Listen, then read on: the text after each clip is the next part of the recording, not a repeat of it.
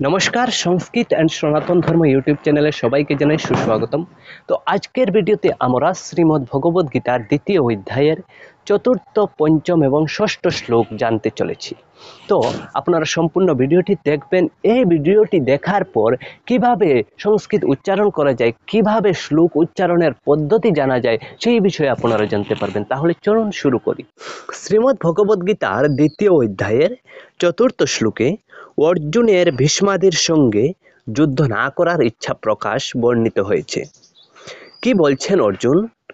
অর্জুন উবাচ, অর্থাৎ অর্জুন বলছেন, অর্জুন উবাচ কথম ভীষ্মম অহম সিংহে, কথম ভীষ্মম অহম সিংহে দ্রোণঞ্চ মধুসূদন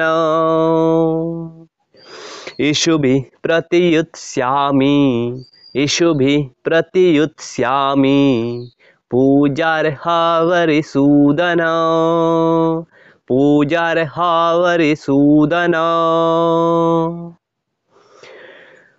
এই শ্লোকটিকে যদি আমরা একটু সহজভাবে পড়তে চাই, ভেঙে ভেঙে পড়তে চাই বড় অক্ষরগুলোকে, তাহলে এভাবে হবে। কথম ভীষ্মম অহম সিংহে দ্রোণঞ্চ মধুসূদন ইষুভিঃ প্রতিযুৎস্যামি পূজার্হৌ অরিসূদন। তো একসাথে আবার পড়ব। কথম ভীষ্মম অহম সিংহে, এগুলো একসাথে উচ্চারণ করব। কথম ভীষ্মম অহম সিংহে, তারপর দ্রোণম চ মধুসূদন, দ্রোণঞ্চ মধুসূদন, তারপর ইষুভিঃ প্রতিযুৎস্যামি, ইষুভিঃ প্রতিযুৎস্যামি পূজার্হৌ অরিসূদন, পূজার্হরিসূদন, পূজার্হরিসূদন। তো এই শ্লোকটির অর্থ হলো, হে মধুসূদন, আমি রণভূমিতে পিতামহ ভীষ্ম এবং দ্রোণাচার্যের প্রতি কি করে বাণ দিয়ে যুদ্ধ করব? কেননা হে অরিসূদন, এই দুজনই আমার পূজনীয়। তো অর্জুনের গুরুজনদের বধ করা অপেক্ষা ভিক্ষান্নে জীবনযাপন শ্রেষ্ঠ মনে করছেন। তিনি এই কথা এর পরবর্তী 5 নং শ্লোকে ব্যক্ত করছেন। তিনি বলছেন যে, গুরুন হত্বা হি মহানুভাবান শ্রেয়ো ভুক্তুম ভৈক্ষমপিহ লোকে হত্বার্থকামাস্তু গুরুনিহৈব ভুঞ্জীয় ভুগান রুধির প্রদিগ্ধান। গুরুন হত্বা হি মহানুভাবান শ্রেয়ো ভুক্তুম ভৈক্ষমপিহ লোকে হত্বার্থকামাস্তু গুরুনিহৈব ভুঞ্জীয় ভুগান রুধির প্রদিগ্ধান। এই শ্লোকটিকে যদি আমরা ভেঙে ভেঙে পড়ি, গুরুনা অহত্বা হি মহানুভাবান শ্রেয়ঃ ভুক্তুম ভৈক্ষম অপি ইহ লোকে হত্বা অর্থকামান তু গুরুন ইহ এব ভুঞ্জীয় ভুগান রুধির প্রদিগ্ধান।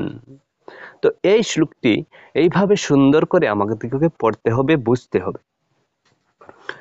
গুরুন হত্বা হি মহানুভাবান শ্রেয়ো ভুক্তুম ভৈক্ষমপিহ লোকে হত্বার্থকামাস্তু গুরুনিহৈব ভুঞ্জীয় ভুগান রুধির প্রদিগ্ধান।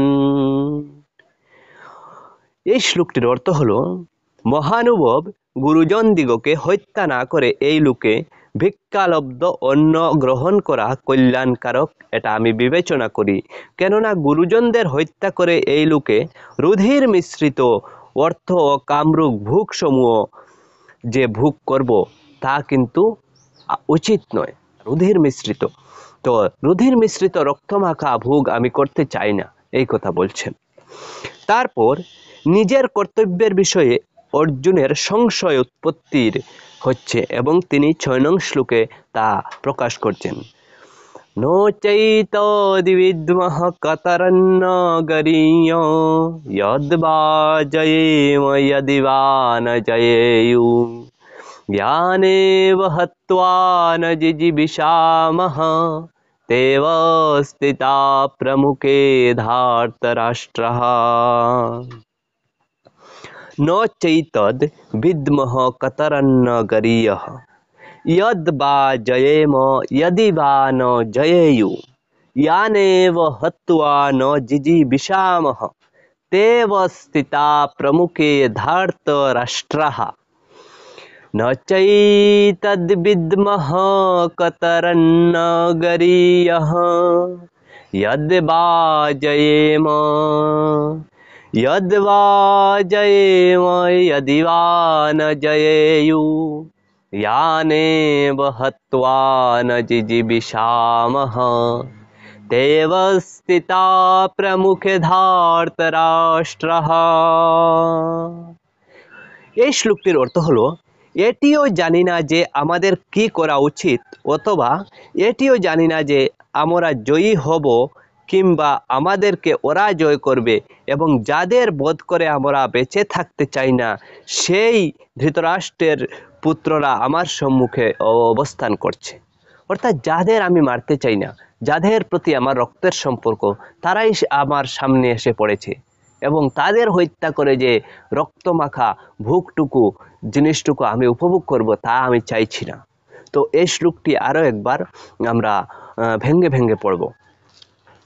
न च एतद्विद्मः कतरन्न गरीयः न चैतद्विद्मः कतरन्न गरीय यद् वा जयेम यदि वा न जयेयु यद् वा जयेयो यदि वा न जयेयु यान एव हत्वा न जिजीविषामः यानेव हत्वा न जिजीविषामः ते अवस्थिता प्रमुखे धार्तराष्ट्रः तेव स्थिता प्रमुखे धार्तराष्ट्रः।